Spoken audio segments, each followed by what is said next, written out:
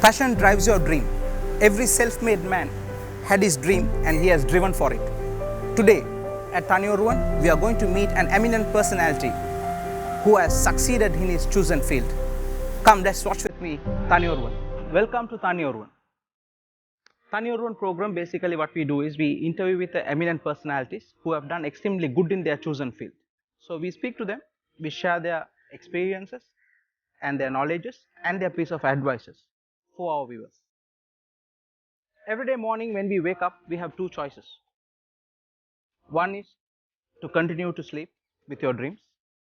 Number two, you wake up and choose one of your dreams and go and achieve it.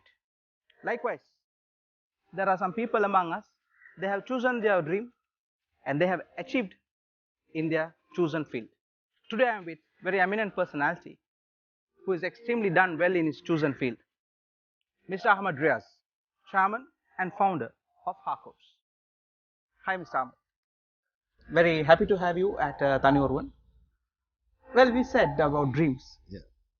Mr. Ahmad Riaz is ended up as a founder of a Harcourts. Was that your dream or was your dream was something else?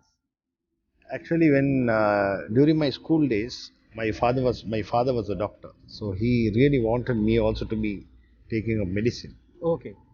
which I failed to do. So after that, I wanted to do something that is related to pharmaceuticals or related to medicine.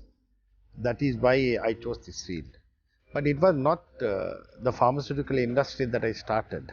Exactly. I started as an English teacher at Zahira College, Colombo. Wow. That was my first job.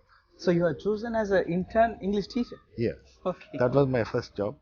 And I took a lot of passion for teaching. Okay. Because teaching, I really enjoyed teaching. Only thing what stopped me from continuing that was because of the pay. What I'm going to what I'm get rewarded as an English teacher.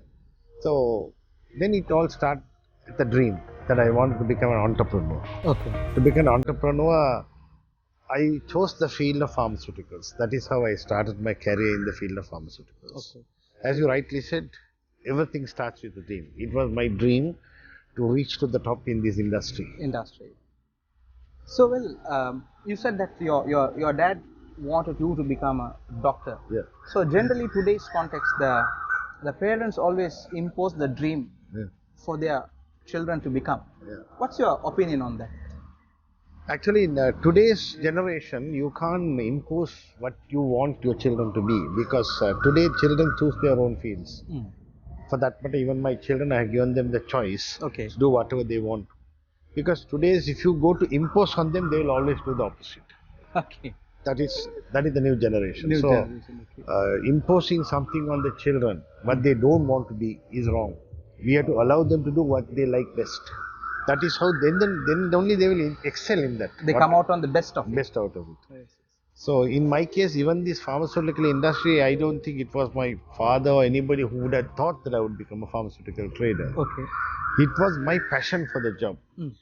From the day I started the career, I had a liking. Okay. Because unlike in any other industry, the results are immediately shown. Okay. What you work, now we promote brands. The basic theory behind pharmaceutical industries, we promote brands. Okay. When we promote brands, when your brands are being prescribed, that is the greatest success for a day. Correct. That is how I started my career. Yes. And I excelled in the pharmaceutical industry in that way. So at the time when you were starting, maybe how many years ago? That was I was started as a medical rep in 1985. 1985, which is really talking about nearly 33 years ago. 33 years, yes. At the time, how was the room for a growth for a new pharmaceutical company to come in? Was it No, there was enough opportunities at that time. Because at the time, you see, at the time I got into the industry, it was the multinationals who governed the pharmaceutical industry in Sri Lanka. Right. No other company could get in. It was the top players, the multinationals, and one or two top Indian companies.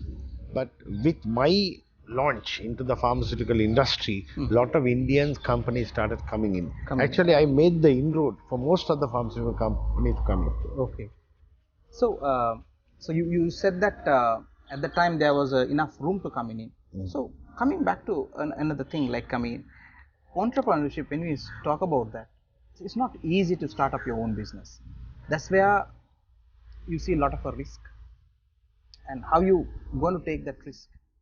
So didn't you have a is this a feeling of a big risk? Probably you might fail in it, or would you succeed in it? Like, I mean, what was your To be honest with you, when I started the industry, initially I had a small company called Trans Universal Agencies where I started the business. It was, you see, with a little capital, it was difficult for me to start an industry, to do actually a trading house, importing pharmaceuticals from various parts of the world. So I started with a small Indian company with a small capital. That company couldn't last because of the financial crisis that I underwent through. Virtually, I had to slowly close down that company. okay? That was within the 2 years. Then I started Harcourts in 1989. That is the beginning. From the first day I knew Harcourts, I knew at that time it says my dream where it's going to be in another 25 years. And that was actually a stepping stone for my pharmaceutical career. And along with that, the courage. Correct. I had the courage because I was determined to make it a success. Okay. Despite threats, provocations, I braved the odds, weathered the storm, and came all the way to this. Because so many times, with so much of sort of opposition, with so much of competition, with so much of big players trying to cut me down to stop my growth, I relentlessly continued my effort to be a leader in this industry. And that hard work, you see, when I start the work at 6 o'clock in the morning, I used to work till 10, 12 o'clock. And I never enjoyed my youth. Most of my youth was dedicated to building up this business. So it's a lot of a dedication, lot of a hard work.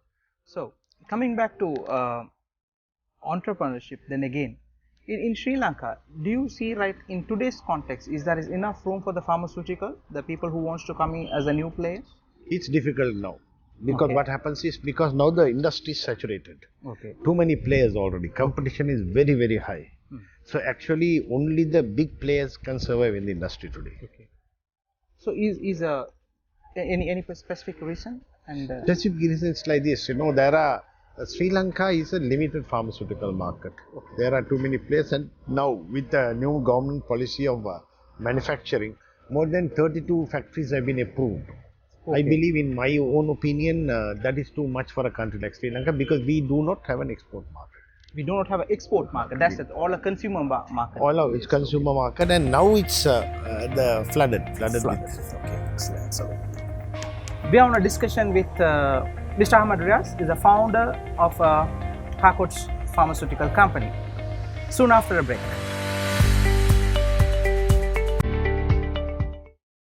Welcome back to Thani. We are after a break.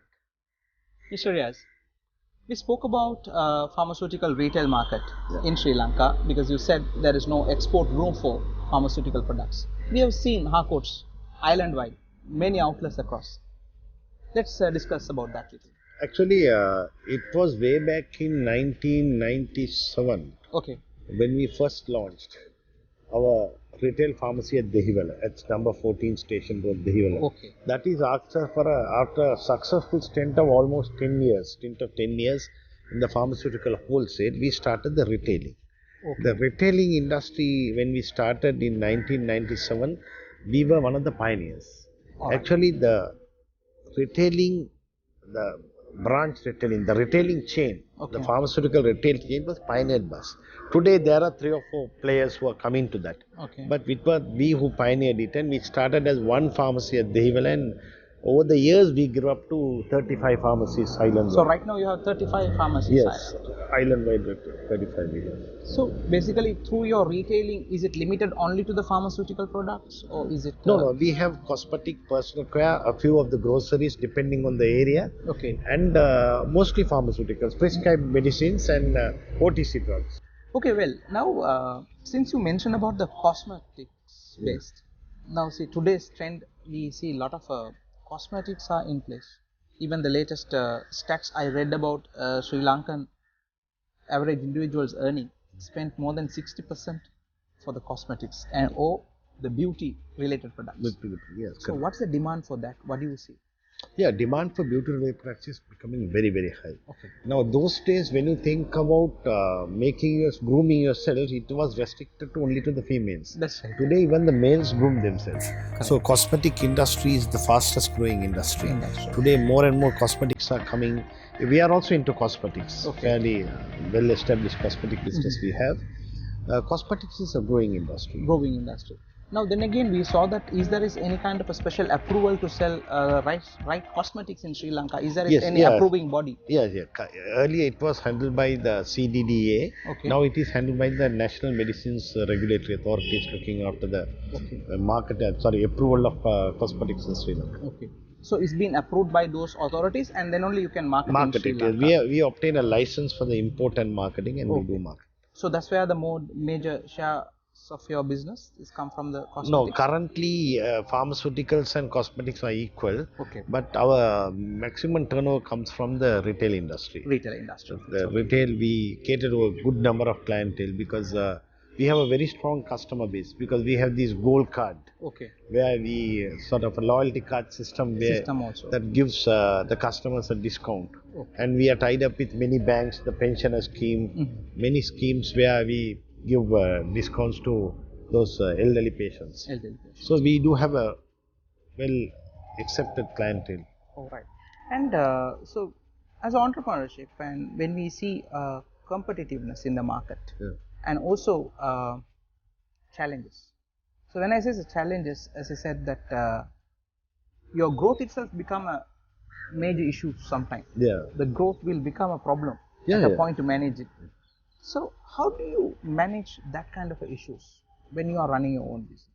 Well, you see, when you run an organization, you see, delegation is a must. Yeah. We delegate quite a lot of our work to professionals. Okay. That is how I was able to run the wholesale business, the cosmetic business, and the retail industry, the retail pharmaceutical chain. Okay. And it's definitely a challenge to manage all these businesses being a one man. Okay. But recent time, my children have also stepped into the business. Okay. It gives me a little comfort level because they are also given autonomy to take decisions and study the business and run through the business. So generally, the competitors, when you play with the competitors, it is a pharmaceutical. Pharmaceutical is basically a healthcare based. So it's not like the other brands. So you can go and promote to the people, buy pharmaceutical products. So how do you manage that? Actually, pharmaceutical companies should work with social responsibility. Correct. Social responsibility is a must in this industry. You must be quite convinced of the product that you market, the quality from where you, because unlike selling a food item, supposing if a food item is consumed by, is taken by somebody, if they don't like it, they'll throw it and they forget it. Okay. But in pharmaceutical, it has to be continuous usage. Okay. And people must have trust in the medicines, cosmetics, and the food items or the OTC product that you sell. So we have got the confidence of the people. Okay. The people have trust in Harcourt's medicines. Of course, in this business, as you rightly said, there may be sometimes competition. There may be sometimes people trying to bring down the business with various rumors, and that happens for any industry. Okay. For any organization, that phase everybody has to go through. Correct. And we at Harcourt's went through that phase in full measure. Okay. On various stages of our business, the first 10th year we went through something, the second 10th year we went through something, the third 10th year we went through something. We have overcome all this. We overcame all this, and we relentlessly continued the effort to make it the largest pharmacy chain in Sri Lanka. Even today, we are the largest dedicated pharmacy chain. Right. And we are not restricting ourselves only to a upmarket. We are with the masses also. We have retail outlets in the rural areas as well. Okay. Yes. Now, even as far as Dambulla, Anuradhapura, we have. So you have in north and east as well? East we have the very big outlet in the east. East as well. It's almost it's franchised. So are you on the process of expanding your? Yeah, it all depends on the second generation. Yes. I don't know what level the second generation will take it up to, but my plan is to go further up in this, and because this is the business that we know, we have grown up in this, and Certainly we will look at more expansion. What will be the future of pharmaceutical business for yours? Future will be mostly concentrating on retailing, Okay. because the wholesale is very competitive. Okay. Wholesale, we do have a few agencies. Thank you. Soon after a break.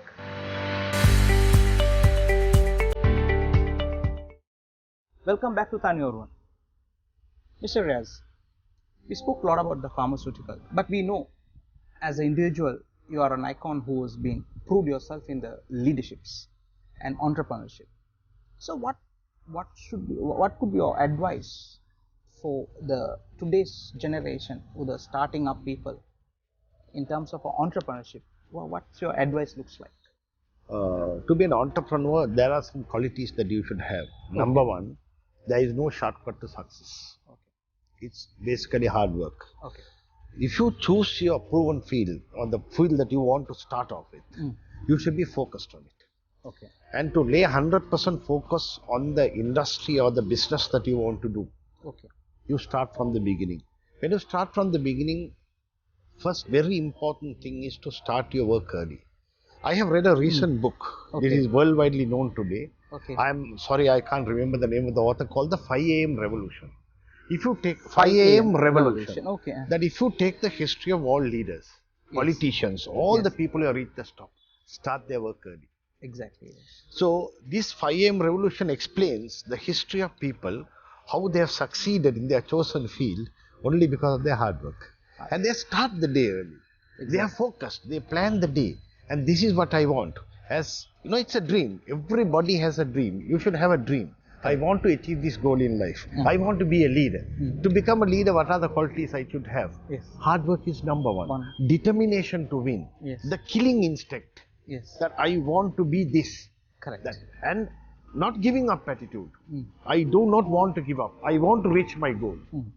You see, so, that is something that makes a leader. And that makes an entrepreneur also. Correct. And entrepreneur and leadership are two synonymous. You see, exactly. It works well. If when you become a top entrepreneur, you become a leader. Leader, yes. Leader is a person who should be able to be led by others also. You follow others. But no man is infallible. The infallible man is yet to be born. We are all fallible. We make mistakes. Exactly. So we have to go through all those phases and then reach to the top on your determination. Correct.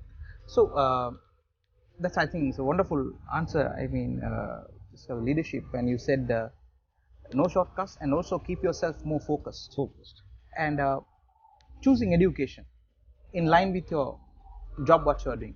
Anything you got to say about it? Education, in fact, that's a good question you asked me. I'm also running an international school. Okay, right. Yeah, so I know the value of education. As people say, knowledge is power. Correct, yes. Without knowledge, you can't do anything. Correct. Knowledge is the strongest weapon a person can have to succeed in life. Even when we talk about entrepreneurship, your entrepreneurship mixed up with education can make you a stronger business leader than a normal businessman, because you have the education, you have the financial education on it, the background. With education, today's modern world, it's all about education today. Definitely. What do you know? Knowledge. Knowledge. It is not only that luck plays a role, not only the knowledge of the product or services that you do or sell. It is also the knowledge, worldly knowledge, the language you speak, how you impress people, your charisma, all that is important. All that comes with proper education. Proper education. Exactly. That's well said, and it's very important place on that. And also, when you do a business, we speak about ethics. Yeah. If anything you would like to share about. Ethics here, even at Aha Coach, ethics are about business. Ethics are very, very important in business. There are things that you should do in business, there are things you should not do in business. So, business with ethics will take you a long way. Business without ethics is always short-lived. So, business with ethics takes you a long way. Long way, yes. The epitome of success for any organization is depend on the ethics that you follow. Well, we were talking to Mr. Ahmad Riaz, he's the founder and the chairman of Aha Coach Holdings.